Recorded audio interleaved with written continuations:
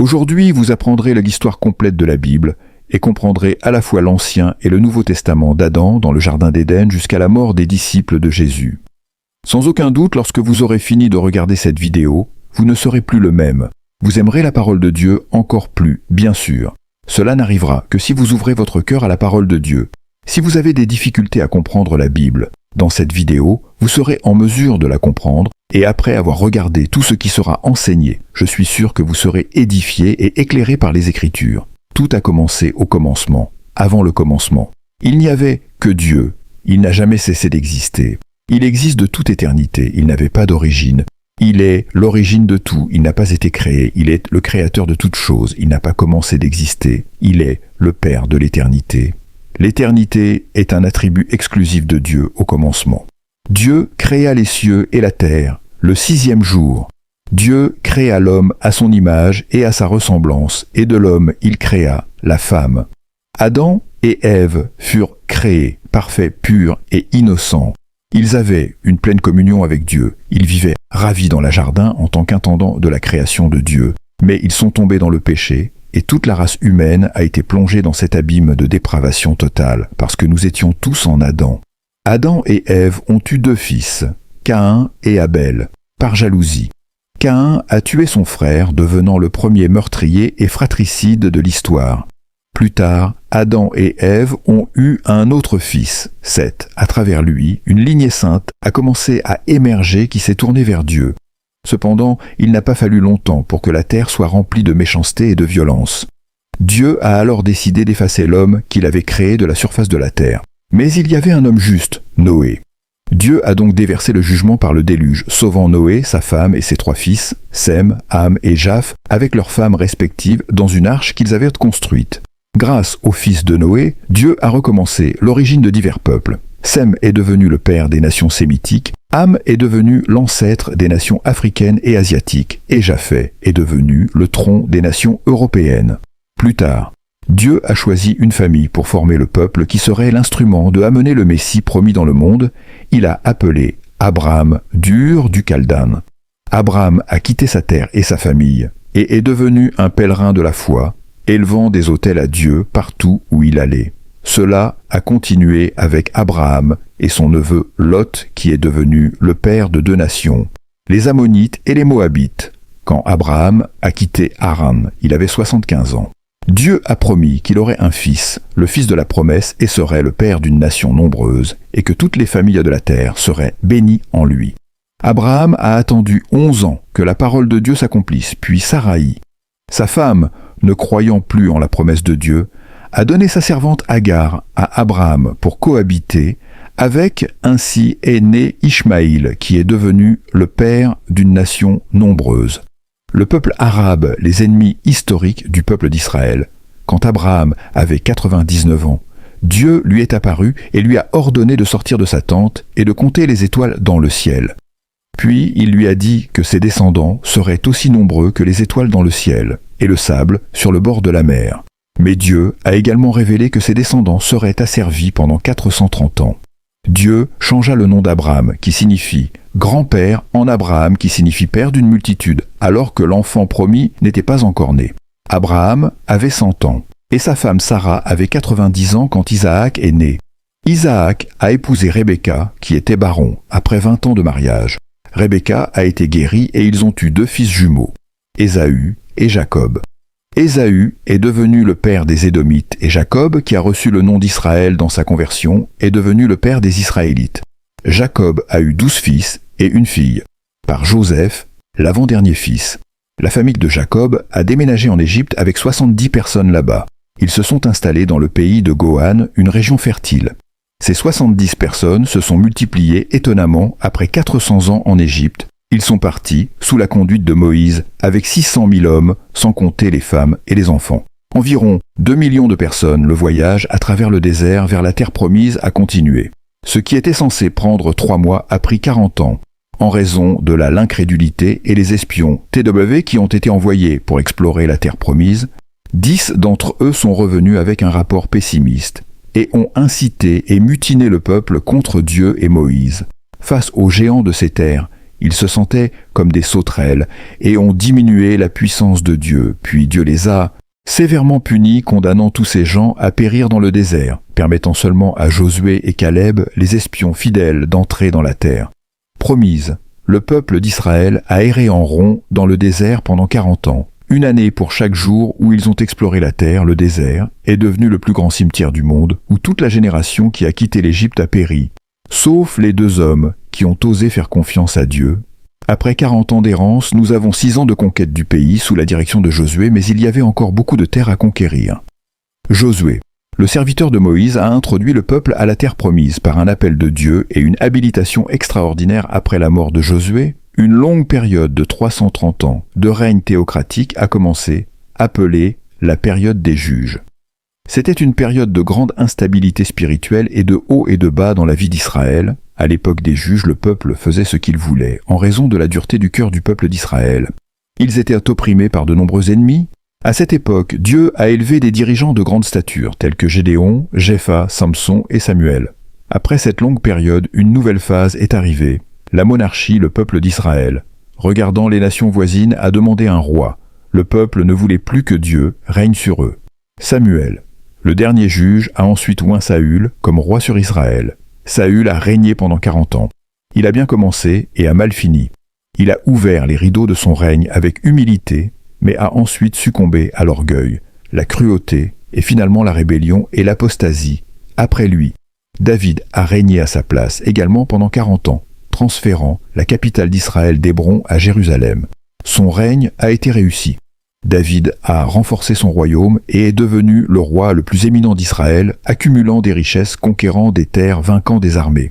Marcher avec Dieu, être un homme selon le cœur de Dieu, malgré avoir péché gravement contre Dieu, sa famille et son peuple. Il s'est repenti et a été pardonné par Dieu de sa lignée. Est venu le Messie. Après sa mort, son fils Salomon a régné à sa place pendant 40 ans. Il a demandé à Dieu la sagesse, et Dieu lui a donné sagesse et richesse. Il est devenu un homme célèbre. En son temps, a construit le temple de Jérusalem et a connu la paix sous son règne. Cependant, en raison de ses nombreuses épouses, son cœur a été corrompu. Ce n'est que dans la vieillesse que Salomon s'est tourné vers Dieu et s'est repenti de son péché. Ainsi, nous avons eu 120 ans du Royaume-Uni. Saül est tombé dans les pièges de la sorcellerie, David dans le piège de l'adultère, et Salomon dans les griffes de l'idolâtrie. Dieu a exaucé le désir du peuple d'avoir des rois, mais le peuple a dû subir les conséquences de ce choix imprudent après la mort de Salomon.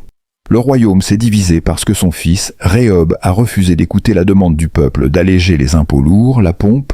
La splendeur et le luxe du gouvernement de Salomon ont été soutenus par le travail des travailleurs étranglés par des impôts exorbitants. Ils ont profité de la transition du pouvoir pour exiger des changements, car ils n'ont pas réussi. Ils ne pouvaient pas s'aligner sur le nouveau roi. Ainsi, 10 des 12 tribus conspirèrent contre Rehob et suivirent un nouveau chef, Jobo, qui dirigea le royaume du Nord, dont la capitale devint Samarie. Le royaume du Nord dura 209 ans. Ce royaume eut 19 rois de 8 dynasties différentes. Aucun de ces rois n'était juste. Tous se détournèrent de Dieu et suivirent les voies de Jéroboam. Ce roi décida d'utiliser la religion à des fins politiques, craignant que ses sujets ne cherchent Jérusalem pour adorer le temple et ne soient politiquement attirés par les rois de Juda. Jéroboam décida de construire des temples dans le royaume du Nord, à Bethléem, à Gilgal et à Babylone. Il y plaça un veau d'or et incita le peuple à l'adorer comme s'il s'agissait de Dieu lui-même. Les 19 rois du royaume du Nord suivirent à ce chemin. Tous étaient assez méchants et pervers. Aucun ne rechercha Dieu. À cette époque, le Seigneur suscita des prophètes pour dénoncer le péché des rois de la nation et les prophètes de convenance, ainsi que les prêtres soudoyés. À cette époque, Dieu suscita les prophètes Amos, Osée et Michée. Ils affrontèrent courageusement les déviations du palais aux huttes des temples rivaux, au commerce des rues aux champs. Ils ont dénoncé la corruption politique et élevé leur voix contre la religion prostituée. Ils ont lancé l'accusation de Dieu contre les pouvoirs exécutifs et législatifs corrompus. Ils ont dénoncé l'injustice sociale et l'oppression économique. Ils ont appelé le peuple à la repentance. Mais leurs messages sont tombés dans l'oreille d'un sourd pendant le règne d'Achab par l'intermédiaire de sa femme. Jézabel, la croyance pernicieuse en Bé, le dieu cananéen de la prospérité, s'est répandue dans tout Israël. À cette époque, Dieu a suscité le prophète Élie pour démasquer cette divinité païenne et saper la crédibilité de l'abominable idole même dans ce royaume. Dieu a appelé Élisée pour remplacer Élie et exercer un ministère prodigieux. Mais comme Israël a refusé d'écouter la voix de Dieu, le Seigneur a utilisé le langage de la verge et a amené la Syrie contre la nation d'Israël. La Syrie était la verge de la colère de Dieu contre Israël, un guerrier expansionniste et un empire sanguinaire. Chaque fois qu'il conquérait un peuple, il commettait des atrocités et des barbaries contre les conquis, laissant généralement des corps mutilés et empilant français têtes aux portes des villes conquises, soumettant les gens à l'ignominie la plus amère après avoir conduit le peuple du Nord en captivité. Le roi Saron II envoya un mélange d'autres peuples en terre d'Israël, formant un grand mélange racial. Là-bas, il savait que l'action raciale affaiblirait l'existence potentielle d'un peuple. Ainsi, avec ce mélange racial, un peuple hybride, appelé Samaritain, s'est formé en Israël, qui est devenu un ennemi acharné du peuple de Juda. Le royaume du Sud, composé des tribus de Benjamin et de Juda, avait 20 rois, dont plusieurs étaient pieux, comme Isa, Josaphat, Ézéchias, Jotham, Uzia, Joas et Josias. Chaque fois qu'un roi pieux montait sur le trône, la nation prospérait et se développait économiquement, moralement, socialement et spirituellement dans le royaume du Sud pour accomplir la prophétie que le Messie viendrait de la maison de David. Une seule dynastie a régné pour parler au peuple de Juda. Dieu a suscité divers prophètes, tels qu'Isaïe, Michée, Joël, Sophonie et Jérémie. La nation est également devenue profondément corrompue, n'écoutant pas la voix de Dieu, puis dans le. De la même manière, Dieu les a disciplinés et a envoyé l'armée babylonienne les livrant aux mains de leurs ennemis. Le peuple de Juda a été emmené en captivité babylonienne. Le royaume du Sud, appelé Juda, a duré 345 ans après 2 incursions. Nebuchadnezzar a envahi Jérusalem, a détruit son glorieux temple et a emmené le peuple en captivité, laissant la ville dans une honte terrible. Le peuple a été en captivité pendant 70 ans, comme prophétisé par Dieu au prophète Jérémie. Pendant la période de captivité, Dieu a suscité les prophètes Jérémie, Ézéchiel et Daniel. À cette époque, le peuple a été purifié de l'idolâtrie et des synagogues ont émergé après le temps fixé par Dieu. Le peuple de Juda est retourné dans son pays. À ce moment-là, Babylone était déjà tombée aux mains de l'empire perse Mido. Cyrus, prédit par Dieu 200 ans avant sa naissance, a libéré le peuple juif et a ouvert les portes pour son retour au pays de Canaan. Le peuple est revenu en 3 groupes, sous la direction de Zorobabel, pour la reconstruction du temple, sous la direction d'Esdras, pour enseigner le loi, et sous la direction de Néhémie, pour la reconstruction des murs et la restructuration politique et spirituelle du peuple dès leur retour de captivité et le début de la reconstruction du temple. Le peuple juif a commencé à faire face à des problèmes. D'abord, les Samaritains rusés voulaient se joindre à eux dans le travail, pour le déstabiliser, puisque la proposition de partenariat a été rejetée. Les Samaritains, dans un deuxième temps, ont commencé à les menacer. Puis, les Samaritains ont écrit au roi Artaxerxès, accusant les Juifs de conspirer contre le royaume perse des Prés face à cette persécution néfaste. Les travaux sur le temple ont été interrompus pendant environ 20 ans pendant cette période. Le peuple relâcha son zèle pour la maison de Dieu et commença à se concentrer sur ses propres affaires, construisant et embellissant ses propres maisons, au détriment de la maison de Dieu qui était en ruine. Pendant ce temps, Dieu suscita les prophètes Haï et Zacharie pour appeler le peuple à la repentance. Le message de ces prophètes eut un effet rapide et profond. Le peuple se repentit et retourna avec enthousiasme pour achever la reconstruction du temple. Puis, il y eut un grand réveil spirituel. À français, réorganisation des familles et du sacerdoce et un retour sincère à Dieu. Environ 100 ans passèrent et une nouvelle génération apparut. Maintenant, le peuple continua d'aller au temple et d'offrir des sacrifices, mais ils n'honorèrent plus Dieu. Ils offrirent des animaux aveugles, malades et boiteux à Dieu en holocauste, méprisant la table du Seigneur et la considérant comme souillée. Les prêtres devinrent corrompus et cessèrent d'enseigner la parole de Dieu. Au peuple, la famille fut profondément affectée. Les mariages commencèrent à se désagréger, se terminant par le divorce. Le peuple ne croyait plus que Dieu était capable de les juger. Alors ils se relâchèrent dans le retour de la dîme, bien qu'il continuât à fréquenter le temple. Il était loin de Dieu à ce moment-là. Dieu suscita Malachi pour appeler le peuple à la repentance. C'est ainsi que l'Ancien Testament se termina 400 ans avant Jésus-Christ. Après le prophète Malachi, Nous avons une longue période de 400 ans appelée la période interbiblique ou période de silence prophétique à cette époque des livres historiques religieux non canoniques. Les livres apocryphes furent écrits. L'Ancien Testament fut également traduit de l'homme hébreu en grec, donnant naissance à la célèbre version appelée la Septante, l'Empire perse. Héméo tomba aux mains des empires grecs. Alexandre le Grand, après avoir conquis des nations et des royaumes, mourut à Élie primitif à 33 ans en pleurant, parce qu'il n'avait plus de terres à conquérir. Il étendit puissamment son empire en diffusant la culture hellénistique et la langue grecque, si utile plus tard pour la diffusion rapide et sans frontières de l'Évangile. Avec la mort d'Alexandre, le royaume tomba entre les mains de 4 généraux. Et il est important de souligner la domination des Thoumiques égyptiens et des Solides syriens, qui étaient toujours en conflit. Israël était dominé parfois par l'un, parfois par l'autre, à cette époque. Antiochus Épiphanie outrageait les Juifs en sacrifiant un porc sur l'autel du temple de Jérusalem, qui était une abomination pour eux. Ce fait a commencé la guerre des Macbées, gagnée par Judas Maccabus après beaucoup d'effusions de sang plus tard, dans l'année 63 avant J.C. Pompie, a conquis Jérusalem, et les Romains sont venus dominer Israël. Hérode le Grand a régné à sa place. Hérode le Grand était un grand administrateur, a agrandi et embelli le temple de Jérusalem, a construit le port de Césarée, ouvrant la voie au commerce international, et facilitant les voyages des missionnaires à travers le monde, a construit la forteresse de Mada et de nombreux palais et forteresses. Cependant, Hérode était un homme instable et violent. La peur de perdre le trône le tourmenta toute sa vie. Il se maria 10 fois et eut beaucoup d'enfants quand il épousa Marna. Une femme de la noblesse, il fit tuer tous les nobles de sa famille par peur de perdre son trône à la demande de sa belle-mère. Il nomma Archel, son neveu de 17 ans, comme grand prêtre de Jérusalem. Mais plus tard, voyant qu'il gagnait la faveur du peuple, il le fit tuer. Sa belle-mère craintive s'enfuit en Égypte, mais Hérode envoya ses émissaires après elle pour la tuer. César. Auguste l'appela à Rome pour ses atrocités avant de partir. Cependant, il fit tuer sa femme Marna, par peur qu'elle ne conspire contre lui, en son absence. Il envoya plus tard 2 de ses fils à Rome pour étudier sa sœur. Salome enseigna qu'il reviendrait plus préparé à prendre le trône. Hérode n'hésita pas.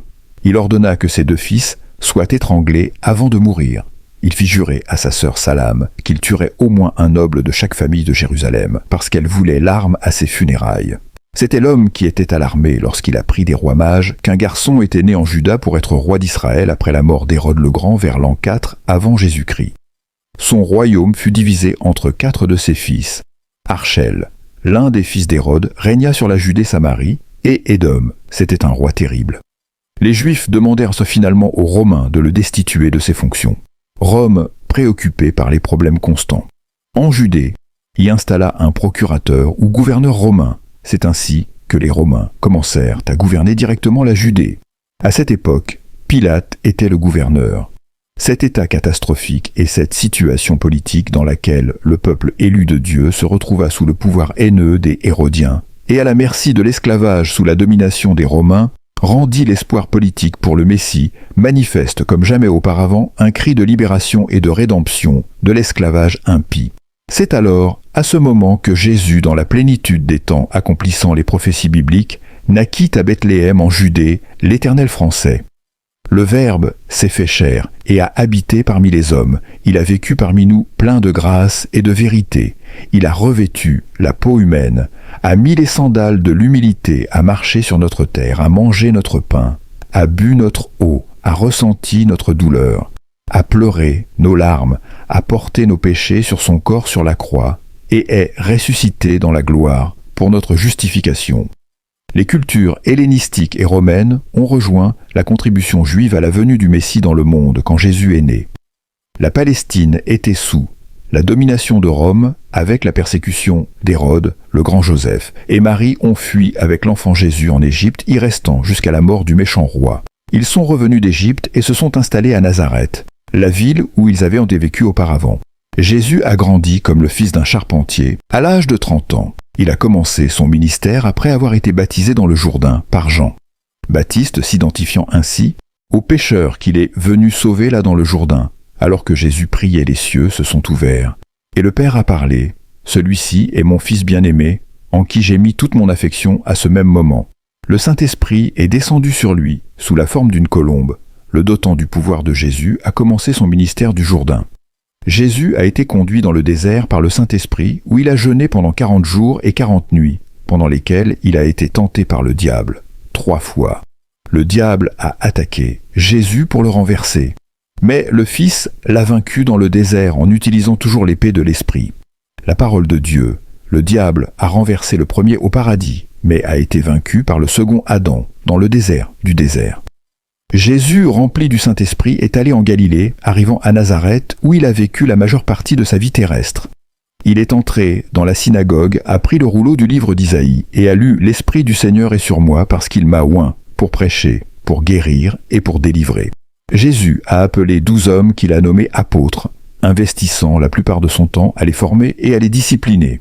Il a voyagé à travers la Galilée, Péra-Samarie, et la Judée, à prêcher dans les villes, villages, et champs à prêcher dans les synagogues, et dans le temple à prêcher en plein air sur la plage, et aussi dans les maisons à prêcher aux foules, et aussi à de petits groupes. Jésus est allé partout en faisant du bien, et libérant tous ceux opprimés par le diable. Il a guéri les malades, nourri les affamés, a rendu la vue aux aveugles, a redressé les paralytiques, a fait marcher les boiteux, a rendu l'ouïe aux sourds, a purifié les lépreux, a libéré les possédés et a ressuscité les morts. C'était la révélation suprême de Dieu aux hommes, donné le nom d'Emmanuel. Dieu, avec nous, il est Dieu, lui-même, manifesté dans la chair. Jésus est venu avec une mission définie pour tous ceux à qui le Père l'a donné. Il est né pour mourir, il est mort pour que nous puissions vivre. L'apôtre Paul était catégorique lorsqu'il a dit qu'il est mort pour nos péchés. Selon les Écritures, a été enterré et est ressuscité. Le 3e jour, selon les Écritures. Sa mort n'était pas un accident ni sa résurrection. Une surprise. Le diable a utilisé plusieurs stratagèmes pour le tenir éloigné de la croix. Mais Jésus a marché vers elle comme un roi, marche vers la couronne sur la croix. Jésus a écrasé la tête du serpent et a triomphé des principautés et des puissances, les exposant au mépris sur la croix. Jésus a achevé l'œuvre de la rédemption sur la croix. Il nous a libérés.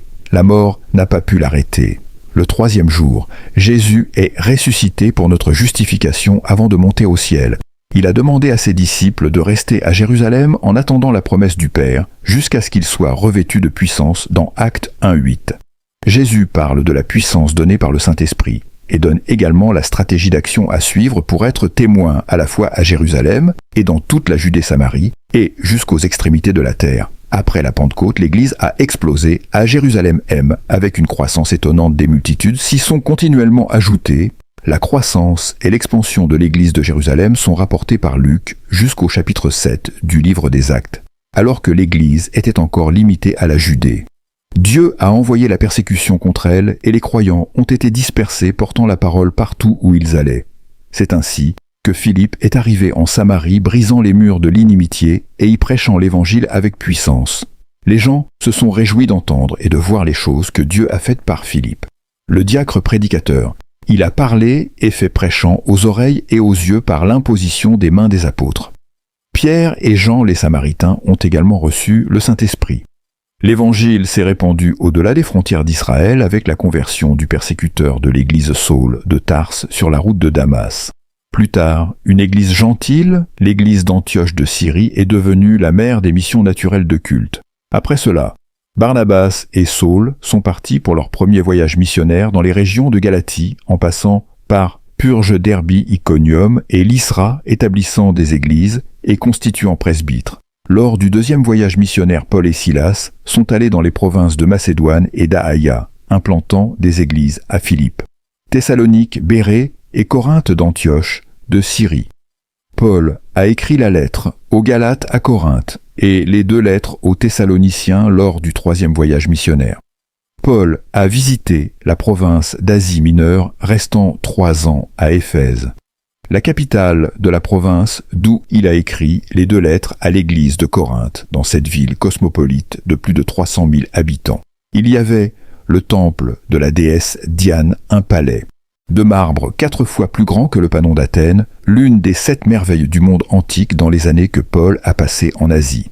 Français, Des églises mineures ont été implantées dans toute la province, comme celle de Pergame, Tota, Sardes, Philadelphie, Lésia, Colosse et Hiérapolis, en raison de la famine qui a ravagé le monde à l'époque de l'empereur Claude.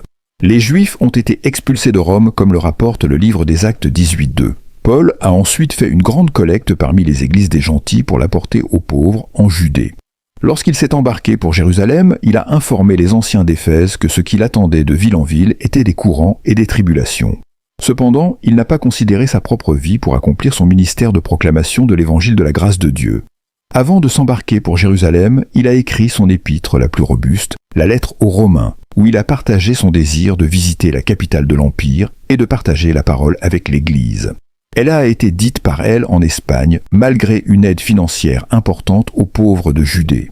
Paul a été arrêté à Jérusalem et de là transféré à Césarée, où il a été accusé pendant 2 ans par les Juifs sous l'égide des gouverneurs Félix et Phésus, face à la tendance de Phésus à le livrer au Sanhédrin qui a planifié sa mort. Paul, en utilisant les privilèges de sa citoyenneté romaine, a choisi d'être jugé à Rome lors du voyage vers la capitale de l'Empire. Il a fait face à un terrible naufrage, le bateau s'est complètement effondré, mais tous les passagers et l'équipage ont été miraculeusement sauvés comme Dieu l'avait promis à Paul sur l'île de Malte où ils sont arrivés. Une vipère a mordu la main de Paul, mais Dieu a neutralisé le venin mortel du serpent et a même utilisé son serviteur pour guérir tous les malades de l'île. Donc les Maltais ont envoyé Paul à Rome avec tous ses besoins couverts là-bas. Il était resté emprisonné pendant 2 ans dans une maison louée de là. Paul a évangélisé la garde prétorienne, a encouragé les croyants à travailler et a écrit des lettres aux Éphésiens, les Philippiens, les Colossiens et Philimon.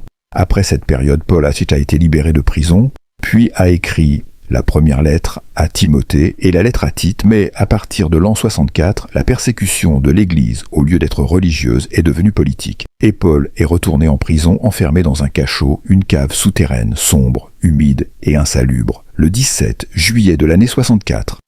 La ville de Rome, avec plus d'1 million d'habitants, fut brûlée. Néron, l'empereur, déguisé en acteur, monta au sommet de la tour de Mât, d'où il observa le spectacle étonnant des flammes, dévorant la ville. Il y eut 7 nuits et 6 jours de feu. Lorsque les flammes s'éteignirent à 70% de la ville, fut détruite des quartiers de Rome. 10 d'entre eux furent dévastés par les flammes. Les 4 quartiers, densément peuplés de juifs et de chrétiens, donnèrent à Néron un alibi pour blâmer les chrétiens pour l'incendie de Rome. Une persécution brutale de l'Église commença. Alors il y eut un manque de bois pour faire des croix. Tel était le nombre de croyants crucifiés.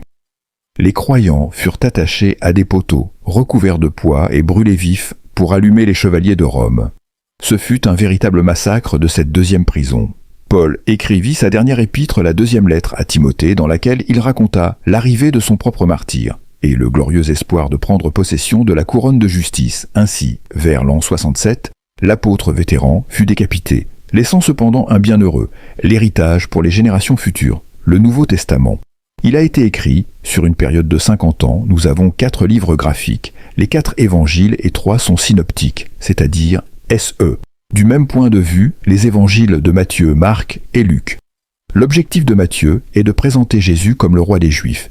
Écrit pour les Juifs, contient le plus grand volume de citations de l'Ancien Testament et est le plus juif des évangiles. L'objectif de Marc est de présenter Jésus comme un serviteur, écrit pour les Romains. C'est l'Évangile qui se concentre sur les œuvres de Jésus plus que sur ses enseignements. L'Évangile de Luc met l'accent sur Jésus comme le Fils de l'homme écrit pour les Grecs par un médecin, historien et voyageur. Gentil, son but est de présenter le portrait de Jésus comme l'homme parfait. Donc Luc est l'évangéliste qui parle le plus de la vie de prière de Jésus et de son ministère effectué dans la puissance du Saint-Esprit. Jean a écrit à la fin du 1er siècle pour réfuter le gnosticisme, une hérésie perverse qui niait la divinité du Christ. À une approche différente des autres, il prouve que Jésus est vraiment Dieu et vraiment homme. Jean en a sélectionné 7 miracles accomplis par Jésus et 7 déclarations prouvant que Jésus est bien Dieu. Nous avons aussi les actes des apôtres qui rapportent des faits liés à l'église primitive de sa naissance, à son expansion à la ville de Rome. 3 églises ont mené cette avancée. Jérusalem, Antioche et Éphèse, 4 provinces de l'Empire ont été atteintes, la Galatie, Macédoine, Achaïa et l'Asie mineure. Le livre des Actes n'a pas de conclusion car l'histoire de l'Église continue. Nous sommes héritiers et continuateurs de l'Église qui est née à la Pentecôte.